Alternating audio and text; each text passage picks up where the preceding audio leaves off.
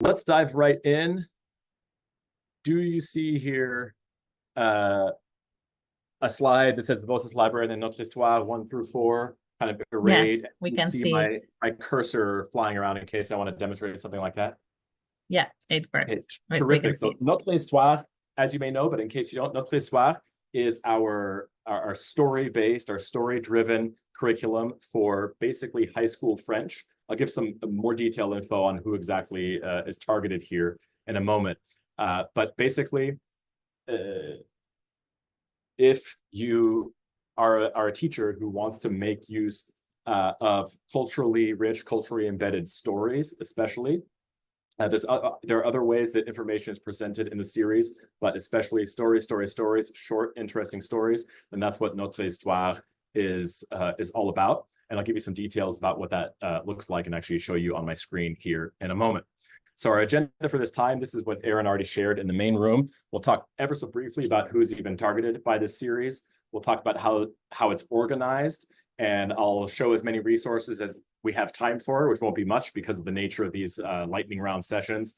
But most of these get a deeper dive in one of the later sessions today or tomorrow.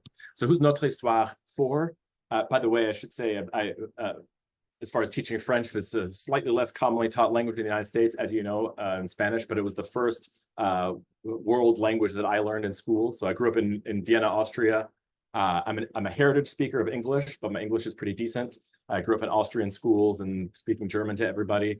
And the language that I started taking in third grade there was French. And so it has a special place in my heart, especially sort of school settings for learning French, because that's the main language learning in school that I've done. And it's I wish that Notre histoire had been available to my teachers back then, because it's materials wise, it's a lot better than what any of my teachers had access to.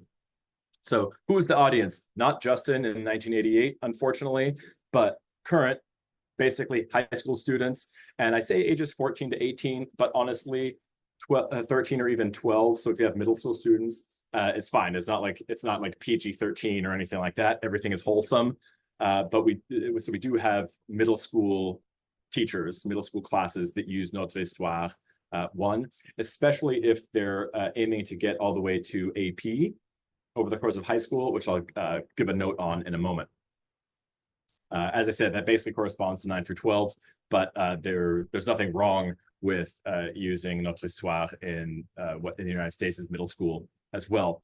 The levels covered are from dead, 0, the assumption of not a single French word known, all the way up through advanced low in Notre histoire 4 and in the AP text. So basically everyone except for heritage speakers of French, although even they would be served by the readings and videos, especially in the later texts.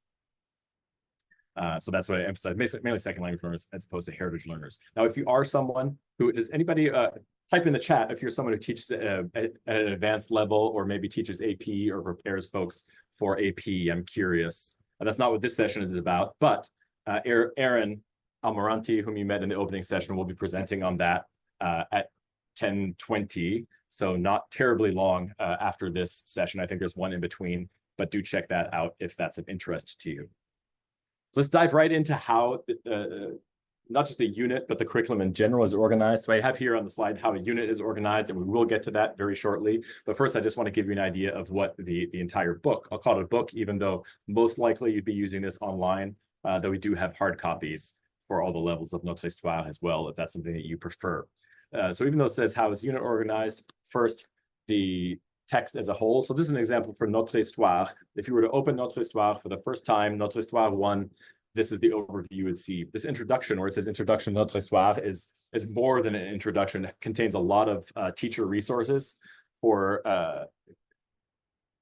both resources in the sense of materials you can use and in the sense of guides on teaching language. So feel free to check that out. But mostly what we'll focus on here is the actual units. Each level of Notre histoire has 6 units, unité 1 through 6, that correspond in some way or another to an AP theme and sub-theme. So even if you're not teaching toward AP, students will be exposed to all those themes. And if you are, you can be confident that all the way from Notre histoire 1 onward, students are getting exposed to those themes and exploring essential questions that are related to those themes. You can also see here where it says roman, we have multiple full-length novellas, some of the same ones that can be bought at Voces Unplugged in hard copy.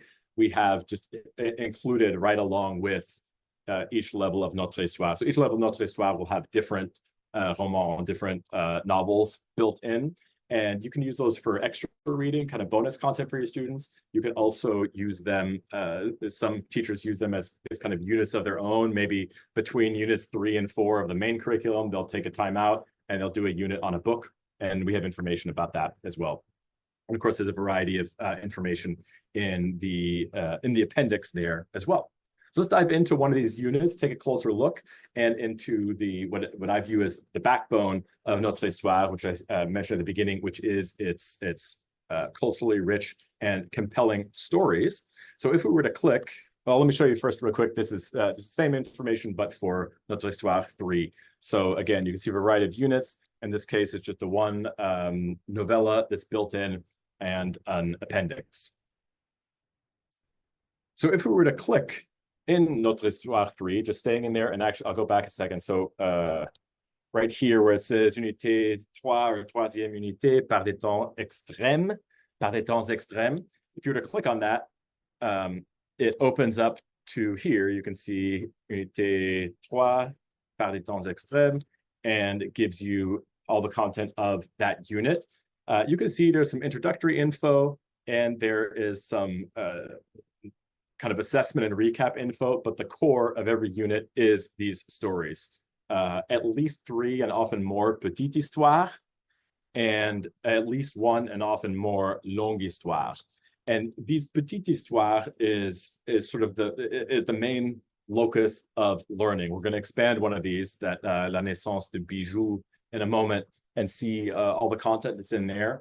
This is where, again, within these petite histoire sections, when we expand them, that's where kind of most of the teaching and learning happens, where most of the content is contained. So that's where new language is introduced in a variety of ways. That language is then embedded into short stories that students read, and we give you tons of different ways to explore the stories with students. And then those are followed up on with tons of post activities, some that are really directly related to the story, like comprehension questions or personal responses, and then branching out to more general things.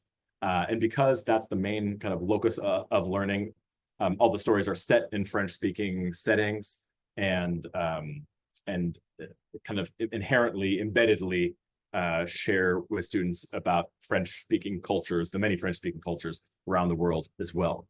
So let's dive in, kind of probably last but not least, time-wise, to a story section and the resources that it includes.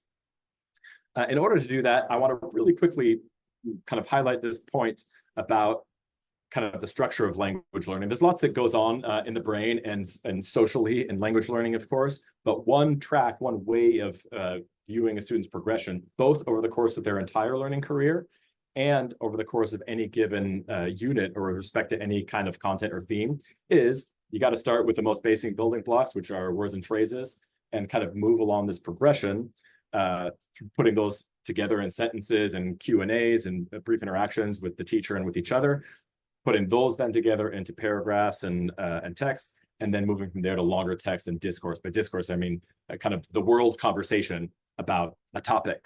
And the reason why I highlight this here is because this is embodied in each petite histoire, in the way that we take students through each petite histoire. Just briefly highlighting here that we have both input and output involved in all these. Notre histoire is especially rich in input, but there are also lots of opportunities for output. And of course, it's embedded culturally. But if we take a look, so this is what you see here on the left is if I had clicked in that earlier slide on petite histoire 1, La naissance de Bijou, it would expand out to this. So all kinds of stuff within, in addition to the story itself, within this short story section. And the reason why I have this progression highlighted is because in every short story section, we take students, over and over again as they go with you, the teacher, or independently if they have, if you give them access to the curriculum directly. this kind of flow. So individual words and phrases in the vocabulaire important section. That's not just a vocab list. There's all kinds of pictures, questions, TPR, things like that we have included or recommend. On tes questions personnelles, which, as you can tell by the name, involves actually interacting using the language. And then on to the paragraph level and the text level with a story script, and then the story proper. So there'll always be a menu item that's just, as you see here, La naissance de Bijou, that's the title of the story. So you know that that's the story itself. And then often we have a version alternative, an alternative version of the same story that kind of builds on the original or provides a twist or gives another perspective or something like that. So again, I want to show you how we take students through that flow. So you can count, if you go through a short story unit, or rather the short story section within a unit, you can be confident that you're taking students on this journey, as it were, from just the building blocks of individual words on to actually using the language more fully. And then you can see, I won't highlight it here too much because we have sessions devoted to this later. Erica and I will be sharing a lot more hands-on details about what to actually do with students as you take them through here. But you can see there are some explicit grammar notes, even in this story-based curriculum, like this note de grammaire on the plus que parfait, and tons of activities where students respond to or interact with the story, and also give personal interactions and so on. I want to bounce out of this for a moment to show you on my actual screen, that is on my, in the curriculum itself, what some of this looks like, and a couple of resources that you can find there before releasing you to the next session. Let me set that up. If you have any questions, by the way, I'll remind you of this at the end, but we have a dedicated Q&A slot at 1 p.m. Eastern time. So you can either just remember those, or there's also a survey, the link to which Lorena or Chris will put in the chat, so that you can, among other things, submit questions there as well. But let me close by showing you, here we are. So here, I think you should see now what looks more like a browser window rather than a Google slide, and the cover to Notre Histoire 1. And if you click on the directory here, directory is just what we call the menu. You will see here, you will see the same menu that we saw before. This is Notre Histoire 1, so it's the same story that I just shared a moment ago isn't what's contained here. But you can see if you open any unit, you can see from can-do questions all the way down to various assessment options with those petite histoire and longue histoire in between.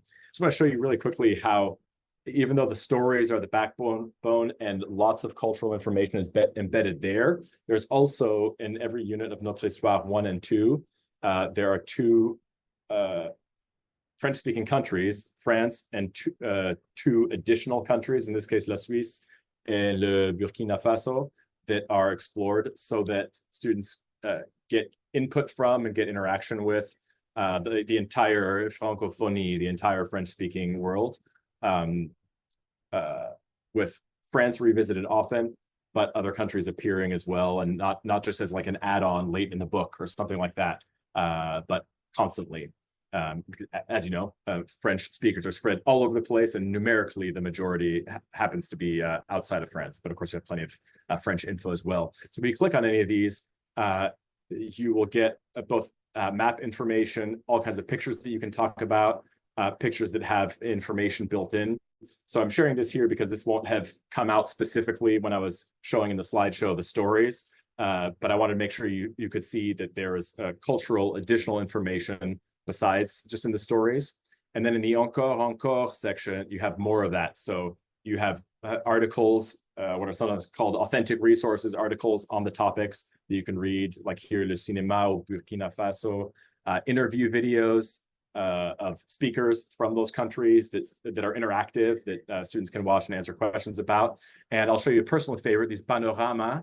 So for example, here at Saint-Moritz in Switzerland, you can actually explore, you and our students can actually explore like this and do whatever discussing you would like. And you can maximize this to full screen. I won't do it here because my screen is much wider than the presentation screen, so I won't show that well. So I'll leave it at at that to honor everyone's time and the fact that we want to move on to 10 o'clock sessions. But I hope that's given you at least a feel for kind of the flow of any given book in the Notre histoire series, as well as the flow of a specific unit. And if you have any further questions on that, or if you want to follow up some more, one moment. I'm going to switch the screen share here to a further info slide. This. Is this the place? Okay. Is this showing now a like a thank you screen? Yeah, yeah, we can see. So, at 1 o'clock is that Q&A session that I mentioned. You can, that's just in the main Zoom room that you joined this morning, but via this link that Lorena has put in the chat, you can also complete a survey to submit some questions. But for any of these things, honestly, with any of the sessions, if you look at this bottom info, you can always email info@vocesdigital.com. That's not a black hole, that goes right to us. We answer quickly. And you can also email us individually. In my case, it's justin.sb@vocesdigital.com. If you have questions specifically about French, I'll either hopefully know the answer or can forward to the person who does. And last but not least, if you haven't yet, really do explore the hub that Aaron mentioned in the first section. If you're not sure how to access that, just get in touch with any of us, because there are tons more videos for every single one of those phases that I mentioned, the individual words on through longer texts, the extra resources, etc. We have bite-sized videos demonstrating it, like the actual teaching activities that we would use and recommend for those. So thanks again, everybody. I'll unshare my screen. It's been lovely seeing so many of you on here. I wish that we had time for